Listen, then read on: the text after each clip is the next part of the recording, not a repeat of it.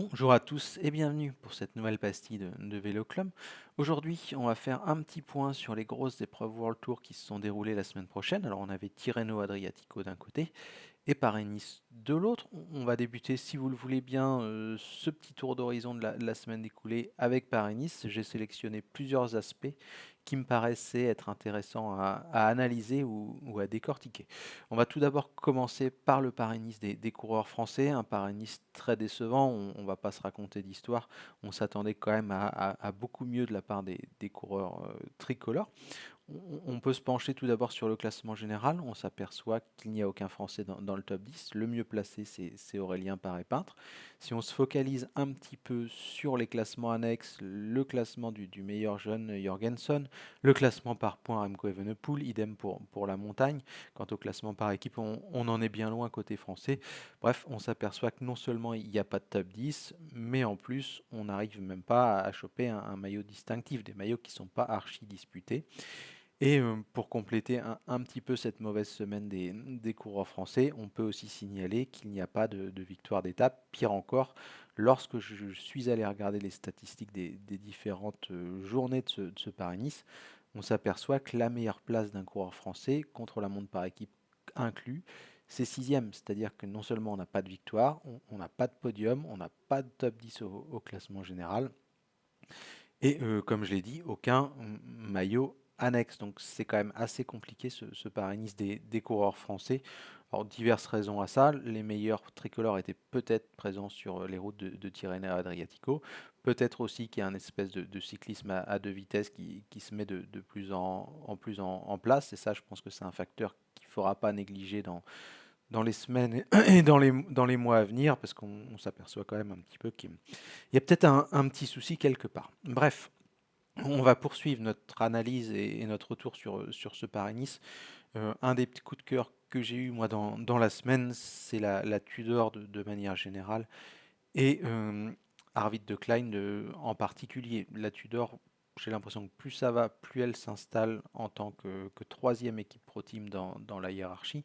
Derrière Israël Premier Tech et derrière l'Auto Destiny, mais devant InnoX, devant Total, etc. etc. Et la preuve en est, eh bien, c'est cette belle victoire d'Arvid de Klein lors de ce Paris-Nice. C'est quand même assez rare pour une formation de deuxième division d'aller claquer une étape au sprint sur Paris-Nice devant quelques-uns des meilleurs sprinteurs du peloton.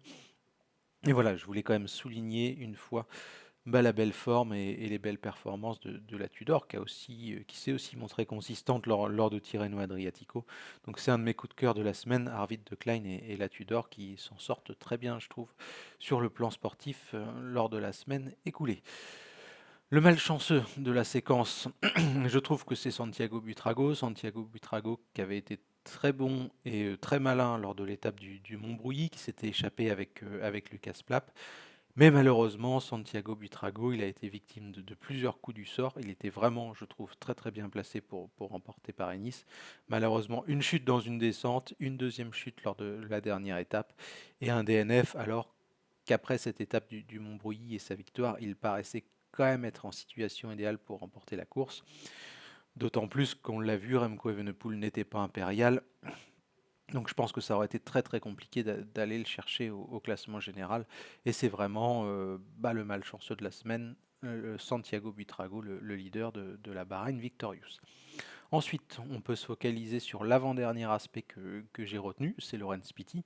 Laurens Pitty, je trouve, ouais, c'est mon vrai coup de cœur, je pense, sur ce Paris-Nice.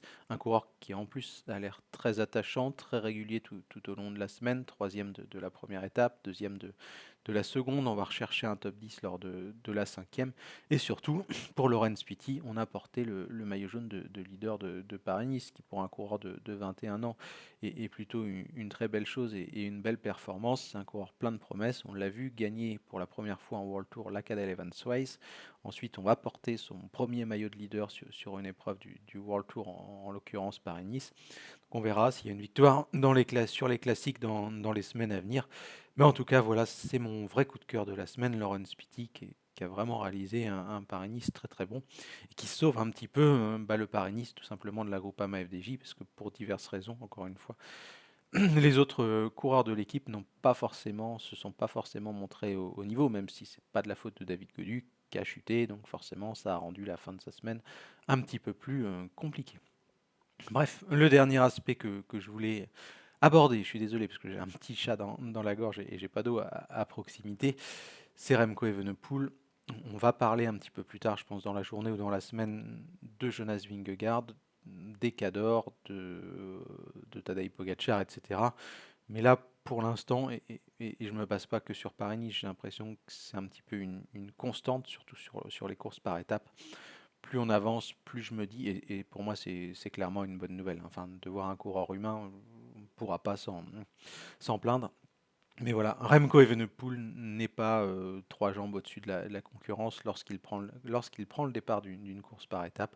On l'a vu, il a été battu sur Paris-Nice. Je ne pense pas que c'était le plus fort de la course. Pour moi, Jorgensen était le plus costaud tout au long de la semaine. J'ai même eu l'impression hier, lors de la dernière étape, que s'il avait voulu, dans le col des quatre chemins, il aurait pu attaquer Remco Evenepoel et le mettre en difficulté. Je pense que Remco Evenepoel l'a compris et qu'il n'a pas cherché pour cette raison à changer de rythme, qui s'est dit que déjà une victoire d'étape sur Paris-Nice, c'était quelque chose de pas mal à prendre.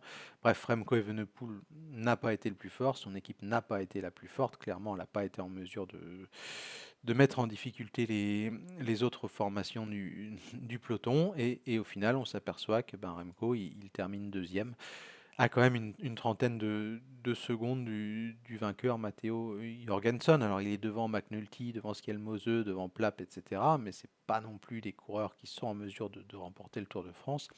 Et certes, Roglic est encore plus loin, mais Roglic, on s'aperçoit qu'il n'est pas forcément dans la forme de sa vie. Et pour moi, ça confirme que ça sera très compliqué, je pense, en tout cas avec Pogacar et avec Vingegaard au départ, de remporter le Tour de France pour Remco Evenepoel. J'ai l'impression que Remco Evenepoel, c'est le meilleur des coureurs qui apparaissent humains sur un vélo. Alors chacun tirera les conclusions qu'il souhaite de ce terme que j'utilise humain, chacun mettra le curseur là où il veut. Mais voilà, moi j'ai l'impression que Remco Evenepoel, c'est un excellent coureur, un coureur qui a un moteur exceptionnel, mais qui a des défauts comme tous les coureurs normalement du monde. C'est-à-dire qu'il peut avoir des trous d'air, il peut être mis en difficulté, il ne peut pas attaquer 50 fois dans une côte ou produire un effort qui met tout le monde dans le rouge et foutre la concurrence à 3 minutes. En tout cas pas sur une course par étape, parce qu'on l'a vu sur Liège ou sur d'autres, il est capable.